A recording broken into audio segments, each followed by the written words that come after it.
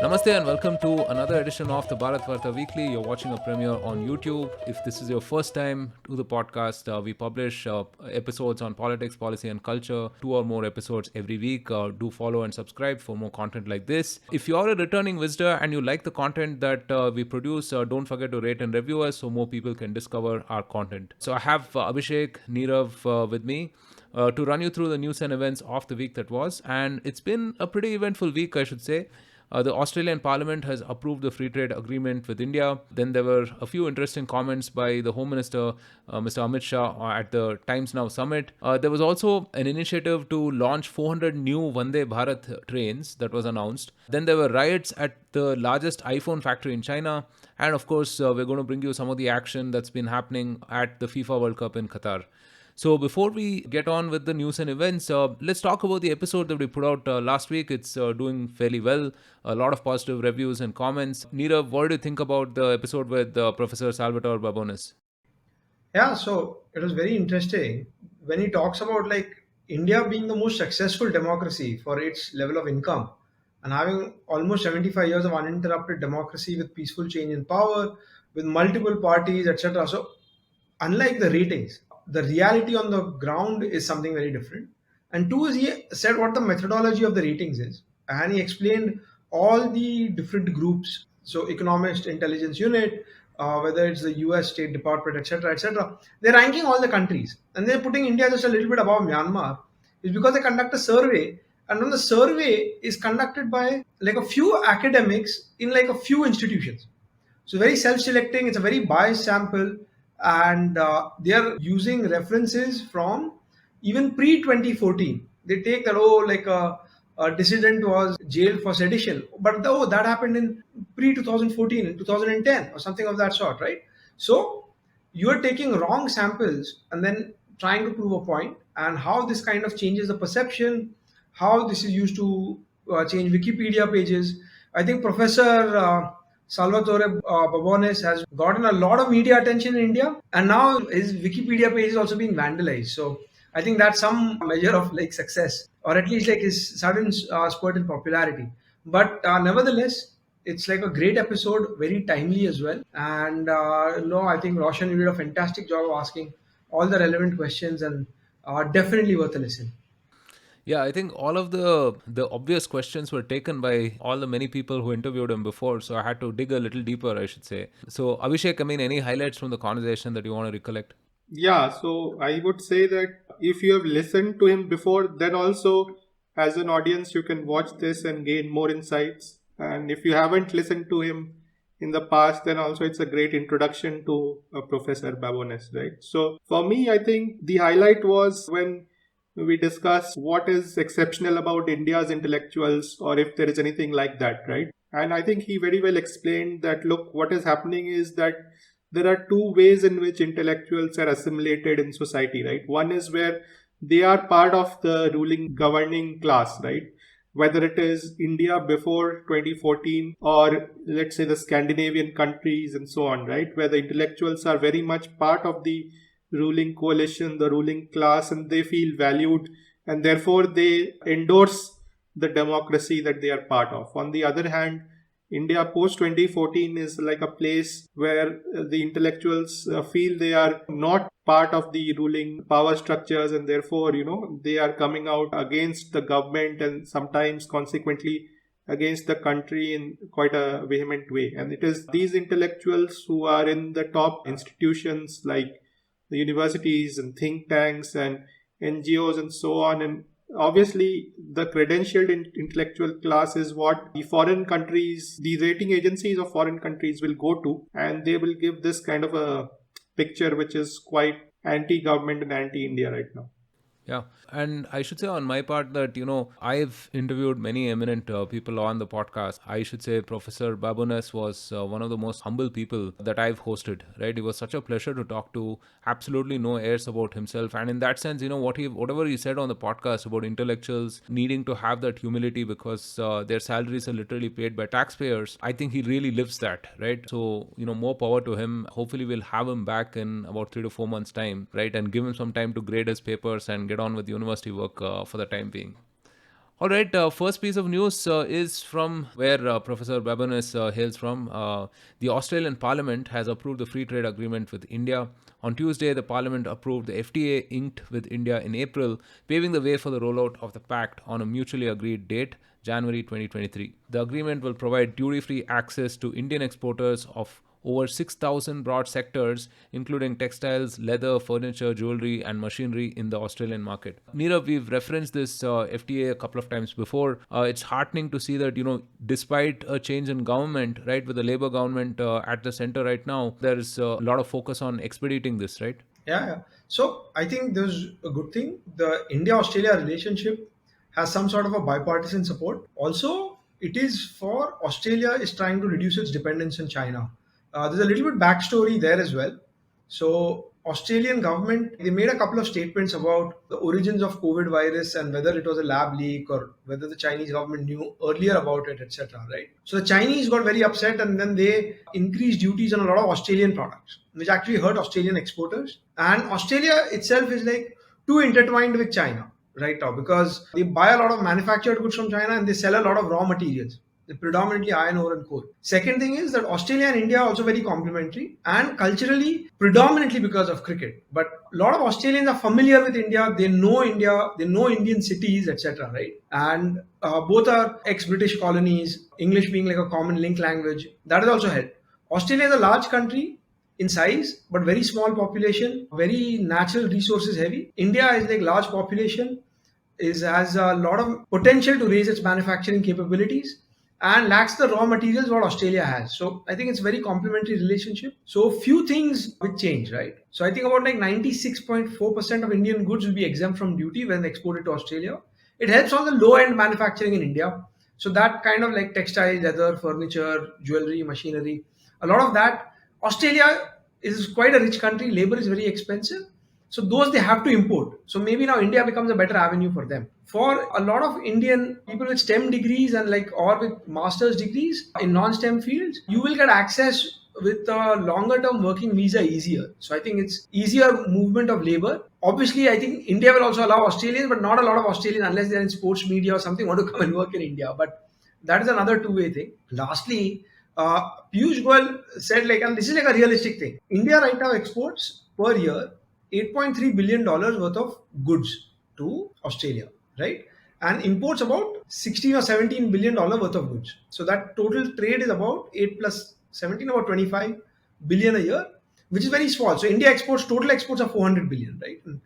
Total imports are about 700. So this is very small. They are looking to double it within 5 years. So that's one thing. Basically, this kind of kickstarts India's manufacturing revolution. Hopefully, we've spoken a lot about it. India is slowly and steadily chipping away some of the share of China's manufacturing exports, right? So that's also a good thing. It also helps to have Australia as a part of like the military alliance squad. So I think this is also there. Australia is part of AUKUS with the US and UK, and they want to reduce reliance on China. So I think a lot of things are playing. India has a lot of tailwinds, and India has to make the most of it. Now that we've signed the FTA, we need to make the most of it, and we need to leverage that the access that we have to this market. Hopefully, that we can deliver on those exports, or maybe like a Vietnam or an Indonesia, somebody else will also take over. Because Indonesia has also signed a free trade agreement with Australia. So Australia is eager to sign FTAs to reduce dependence on China. And another one which is being worked on, UK is trying to sign FTAs to reduce its dependence on EU. So I think both these cases, India has to not only meet them somewhere in between to try and agree on the terms. And now that we have access, try to leverage it and become an export powerhouse, hopefully like China. So it's very heartening. Yeah, Indonesia does have the upper hand in terms of access, right? I mean, they're 3-4 hours away, I think, from Australia, and hopefully we'll see But they don't have the IT skill sets to like export IT services, and they have the same coal and iron ore is what Australia has, but they have coal and nickel. That's what Indonesia has. So both are similar countries. I think like India and Australia are complementary countries. So that might help India. Great. Yeah, so hopefully, I mean, the UK FTA comes through as well. Well, closer home, the Union Home Minister Amit Shah attended the Times Now summit in Delhi on Thursday and made some big remarks on several issues ranging from the implementation of CAA, NRC, Uniform Civil Code, Places of Worship Act, upcoming Gujarat elections, and so on and so forth. I'll let Abhishek recap a few of these comments. Abhishek, over to you.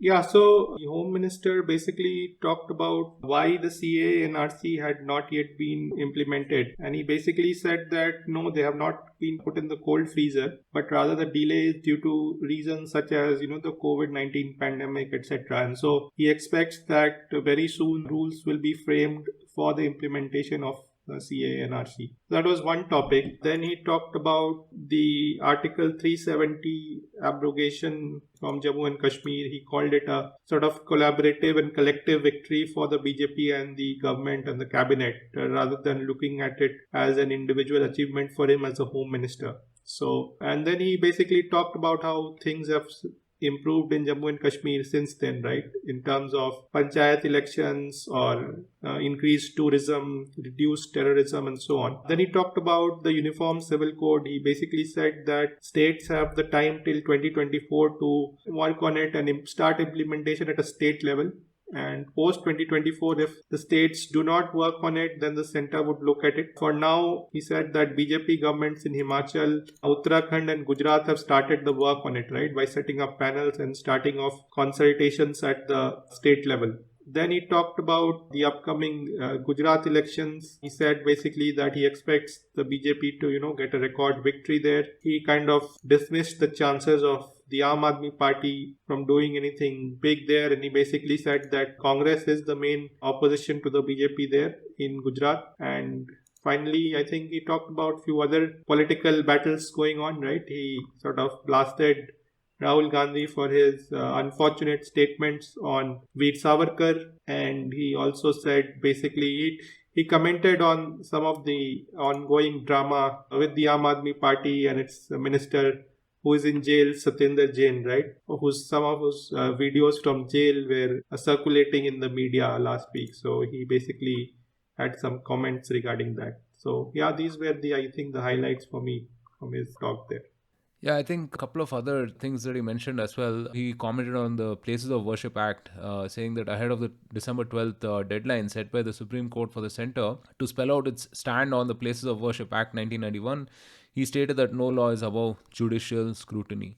Moving on, violent clashes erupted between workers and security personnel at the world's largest iPhone factory in central China's Zhengzhou city early on Wednesday, with employees living under tough COVID-19 restrictions for weeks, breaking barricades and rushing out of the premises. Footage circulating on social media shows bloodied and agitated workers raising slogans, forcing their way out of barricades, and violent fights between security personnel and workers. Dubbed the iPhone City, the plant in Zhengzhou has been operating in a closed-loop bubble for several weeks amid complaints that wages have not been paid regularly and workers have not been allowed to leave the premises. Nirav, this is pretty unfortunate, right? I mean, the zero COVID policy continues to persist. What do you make of this? Yeah, so basically in Zhengzhou, they have 200,000 employees there. And what has happened is because of zero COVID, all the workers' dorms which are next to the factory, that's a cordoned off zone. So you can't get in and out, only from factory to the dorm and dorm to factory, right? So you're in a closed loop, and inside the factories, just for like no dust, etc., they're always wearing PPE, even before COVID or whatever, right? That is the kind of environment that you're working in. And what had happened was, I think there were some COVID cases in one dorm and people were shifted to another dorm, and that kind of triggered the protests. The people are worried about their own safety. And after this, what has happened is that there's been a lot of violence. It looks like Squid Games, basically. Instead of the red uniform, they're wearing those white PPE kits, the riots and people fighting around. But what has happened is about 20,000, so they've given an offer. Anybody wants to leave and then go home to their hometown, they can get, and they get a one-time payment of about like a month's wages. So which is about 10,000 yuan, about like 1 lakh rupees. So they've let that happen. 10% of the staff is leaving because they're worried about their own safety or mental health or being locked inside like the iPhone campus. They've also raised their wages a bit, right? So I think they're taking some steps. But now this is an iPhone assembly factory run by Foxconn, which assembles iPhones, right? Look at it from Foxconn or Apple's perspective. It made sense to have one location with 200,000 employees. Everybody's working hard. Everything is centralized. It gives you the most efficiency. But what if there is something going wrong there?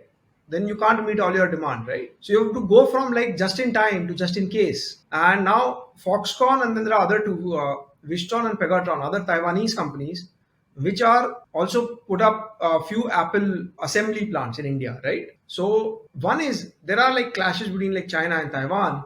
So anyways, Foxconn needs to think about hedging itself. They're also trying to build up some iMac assembly plants in the US. They're trying to assemble iPhones in India. iPhone 14 aim is to reach 25% of production from India. But this event, what it should do is accelerate that process, right? Whether it is India, whether it is Vietnam or Mexico or some other place. I think having all your eggs in one basket was probably the last couple of decades strategy.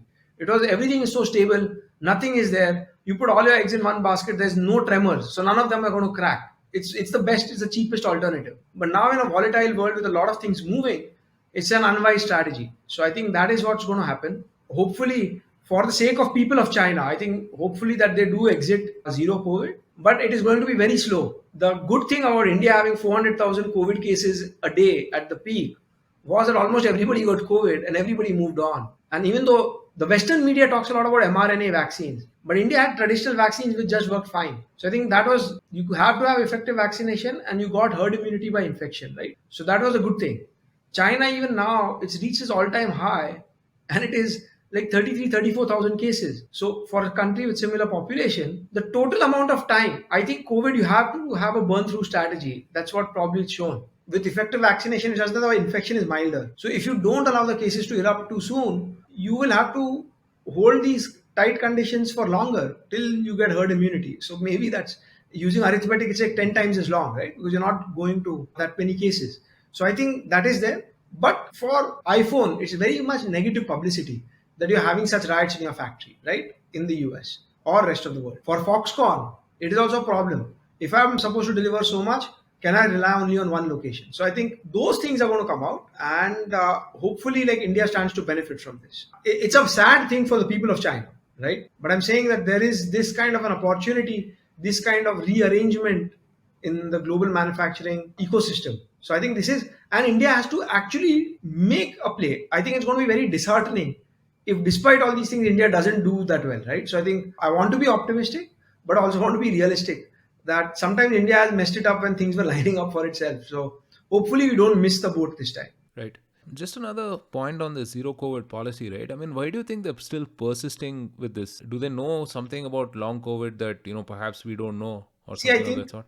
So a couple of things. Few things is like kind of saving face. Earlier they said that look at China, that China will manage it so well, and look at the West where so many people are dying. And they've kept criticizing that in the US 1 million people died, 1 million people died, whereas we care for our people. So now they cannot like actually go take a U-turn. Two, in other countries where Sinopharm and Sinovac were also administered, right? In rest of the world, in a lot of Latin American countries, in Dubai, etc., like just pure evidence-based thing that they are less effective, especially for a milder stage like Omicron, right? So the vaccine is less effective, and probably the Chinese authorities know it, and they're trying to develop their own mRNA vaccine. I don't know. I think like if I were Chinese, I would just take Poonawala's Serum Institute or Bharat Biotech's vaccine and just administer it quickly. But obviously they won't do it. So again, the saving face. You cannot show that you're wrong. So you double down on the strategy. Lastly, like this is where democracy is actually are effective. In another country, once the people decide that I'm okay getting sick, but now I don't want my freedoms curbed, or I need to go out and make a living, then the politicians react to that. Because they know, okay, now people want this instead of this. I turn tack and like I deliver that, right? We're listening to the people. In China, that's not the case. So they don't want to. They have their own internal reports, which they believe that if that they were to let COVID run through, they have 4 times the population of the US and a worse healthcare system. They might actually have 10 million deaths, which might not be acceptable, right, to the population. So like 1 crore deaths. For a country of 140 crores, it's like almost 0.7% of the population, right?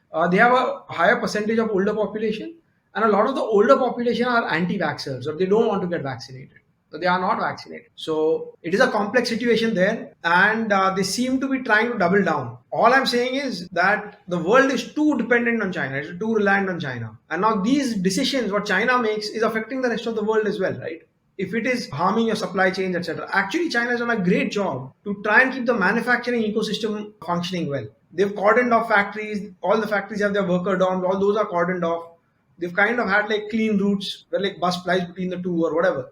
Despite that, they've got record exports, whatnot. The domestic part of the economy has suffered a lot. But this could also, as these riots showed, right, this could also escalate further. So it is for the rest of the world to realize if China makes a wrong step or a mistake, it affects me. So then I need to diversify away because I can't change their government. I can't change the way they think. So I need to be resilient and need to.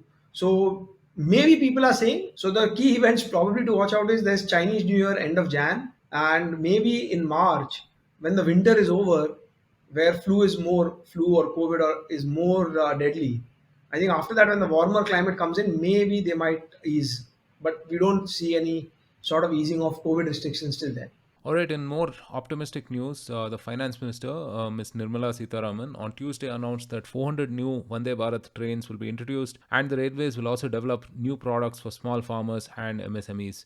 She added that 100 PM Gati Shakti terminals would also be set up in the next 3 years with cargo terminals for multimodal logistics facilities.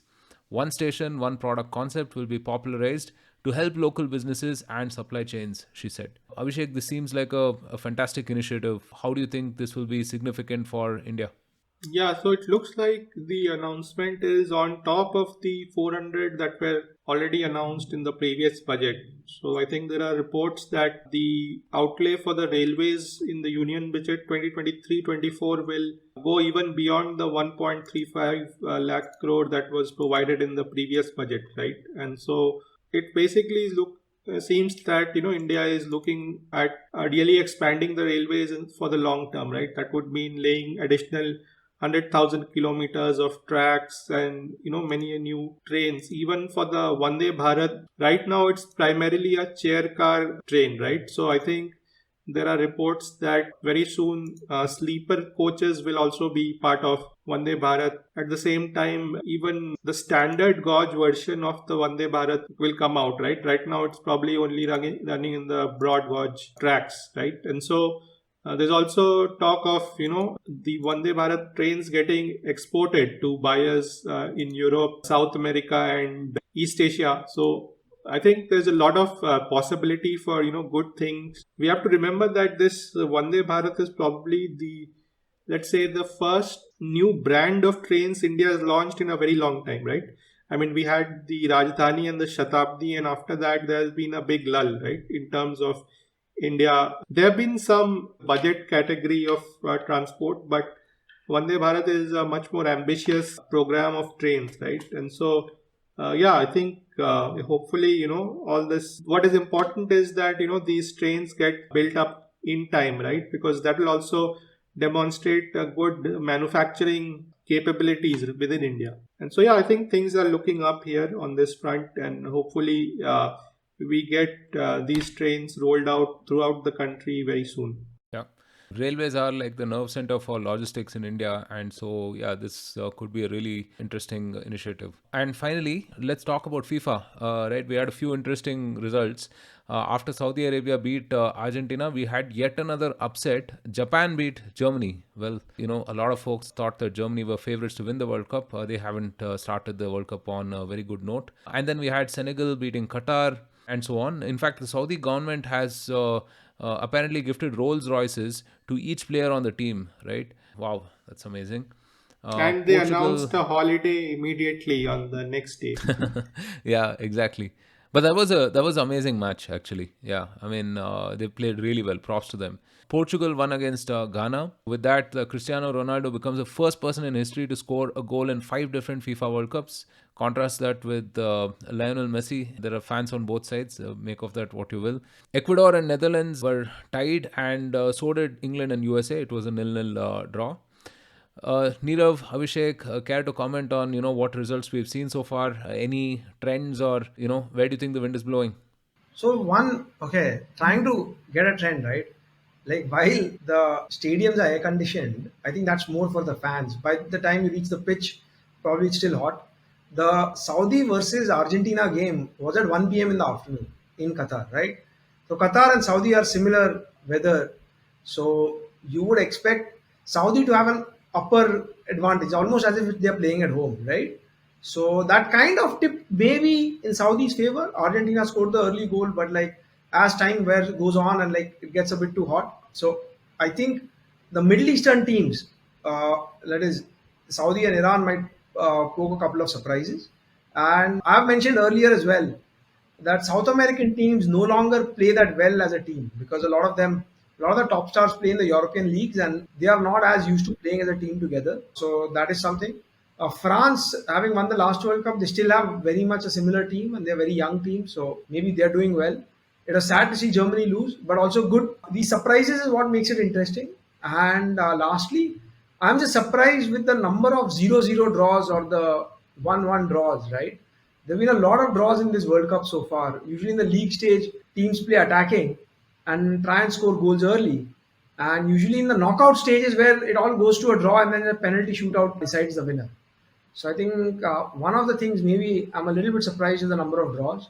But anyway, it's an interesting World Cup. Still early stages. Let's see. Yeah, so we have a Poland and Saudi Arabia match coming up today, which is Saturday. And then we also have Tunisia versus Australia coming up as well. Let us know if we should do a special Bharatvaarta podcast on the FIFA World Cup. Maybe, as things progress, we should definitely consider that. That brings us to the end of the Bharatvaarta Weekly for this week. Thank you again, for tuning in. Please rate and review us on all of your podcast platforms. It helps more people discover content.